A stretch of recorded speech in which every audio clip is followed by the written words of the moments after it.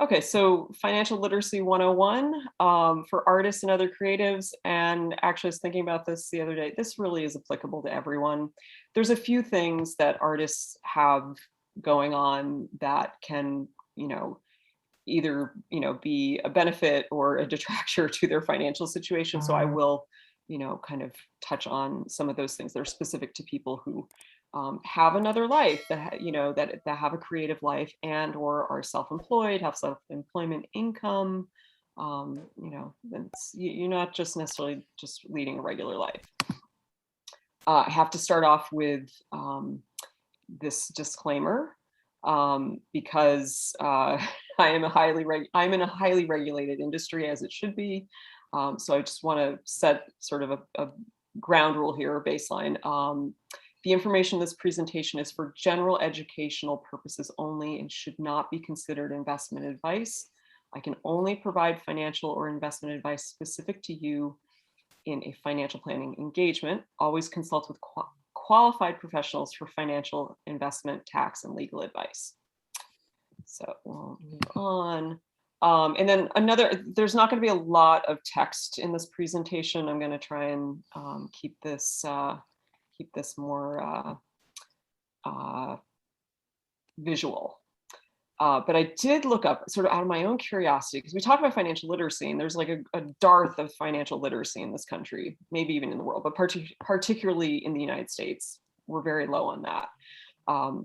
So I wanted to see, how is this defined? So Investopedia is like a Wikipedia, but with like all investment terms. I like it a lot. Like if I come across some term that I'm not familiar with, I look it up on Investopedia. Or oftentimes if I'm working with a client who hears me using some jargon and they go, well, I don't know what you're talking about, I pull up the Investopedia and help them learn a new word.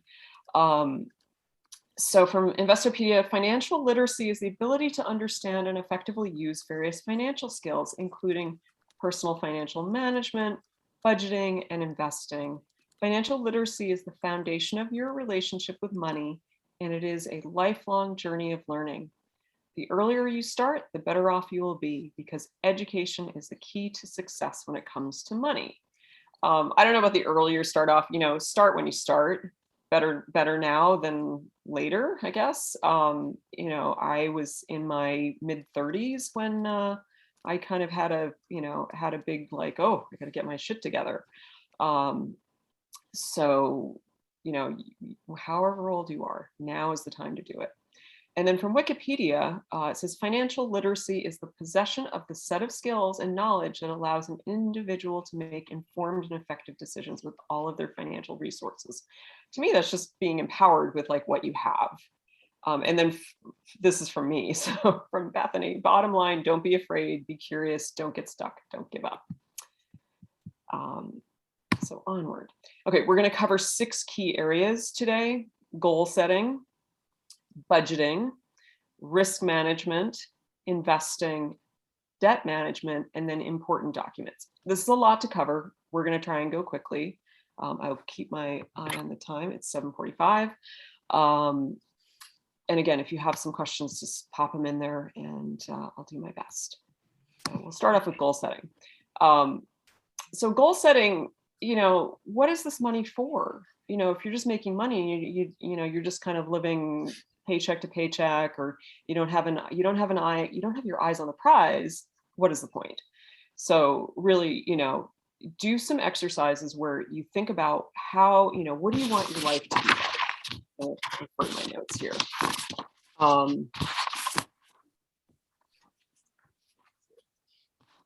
What do you need this money for? Do you need the money for retirement? Do you need the money to buy a home? Do you need the money to educate your children? Those are kind of the most common things, but artists may have some other ideas of what they need the money for. You may want to have studio space. You may want to say, I want to budget for studio space. So, put that on your list of goals. So that being said, make short, mid, and long-term goals. Write them down, or make a storyboard in Pinterest if you're more visual. It's kind of interesting. I did a strategic planning workshop years ago with Creative Capital, and they had us do this exercise where we, essentially made short, mid, and long-term goals, and used pictures to illustrate them, wrote them down. We even wrote our own obituary, which I actually highly recommend. It's a little bit creepy, but it's really effective, because you say to yourself, well, what am I doing in my life?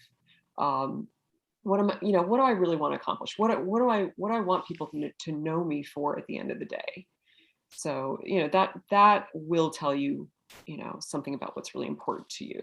What are your goals? So then prioritize your goals. Figure out where you might need to consider different options. Understand trade-offs you might need to make.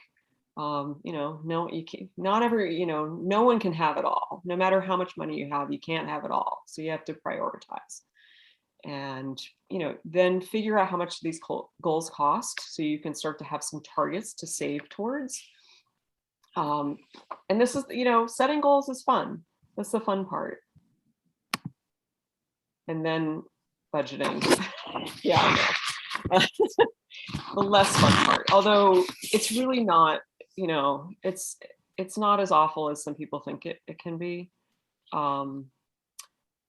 It's basically how much money is coming in and how much money is going out, and then what's left over.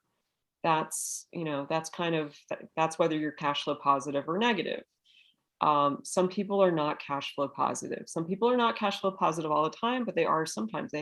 Particularly with self-employed people, particularly with people doing creative work where you get paid irregularly, you can have very lumpy cash flow. So that sort of adds an additional level of complexity to your financial life, and you need to plan for it. So with budgeting, I always recommend you start off budgeting just as a diagnostic. You just take a look at, what you're spending, and keep track of it, and look for patterns. See if you observe any patterns. And then from there, you can look for areas that you can change easily. When I do analysis of someone's budget, the things I most often see, and this is with everybody, everybody in New York, we all spend too much money on takeout, seamless, all that stuff. I actually don't personally. I've kind of really I don't believe in that. That's one of my values. I'm not doing it. So that's, something that could be easy to take out of your spending, is to eliminate the restaurant food. A lot of people take too many Ubers.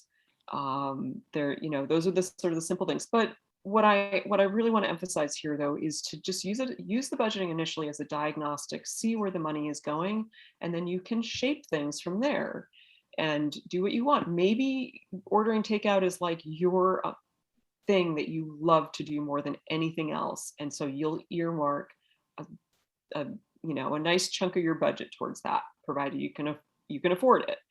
So once you have observed your spending habits, then you can shape them, and then from there you use the budget as kind of like guardrails. And I would recommend keeping budgeting simple. Some people like to really drill down and get granular with it. That's up to you, but do what works for you. So there's a lot of different systems you can do. You can be like Andy Warhol, and you write down everything that you spent in a day in your notebook, and you just keep track of that. You could use an Excel spreadsheet. You could be a little more contemporary and use software like Mint or You Need a Budget.